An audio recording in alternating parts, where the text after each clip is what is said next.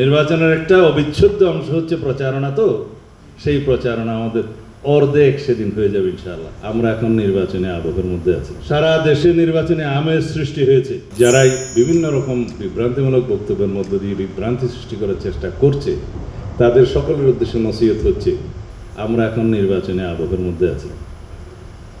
সারা দেশে নির্বাচনে আমেজ সৃষ্টি হয়েছে। অতি শিগগির আমাদের নেতা জনাব তারেক রহমান বাংলাদেশে প্রত্যাবর্তন করবেন। সেদিন বাংলাদেশের নির্বাচনের সমস্ত কিছু প্রতিষ্ঠিত হয়ে যাবে ইনশাআল্লাহ। আমি বলছি না নির্বাচন হয়ে যাবে, তবে আমরা বিএনপির পক্ষ থেকে সেই দিনই নির্বাচনের অর্ধেক কার্য ইনশাআল্লাহ সমাপ্ত করতে পারব। সেটা কি? সারা বাংলাদেশে আমাদের নির্বাচনের প্রচারণা হয়ে যাবে। নির্বাচনের একটা অবিচ্ছেদ্য অংশ হচ্ছে প্রচারণা। তো সেই প্রচারণা আমাদের অর্ধেক সেদিন হয়ে যাবে ইনশাআল্লাহ। তার প্রত্যাবর্তন হবে বাংলাদেশে সবচেয়ে অবিস্মরণীয় একটি ঐতিহাসিক ঘটনা।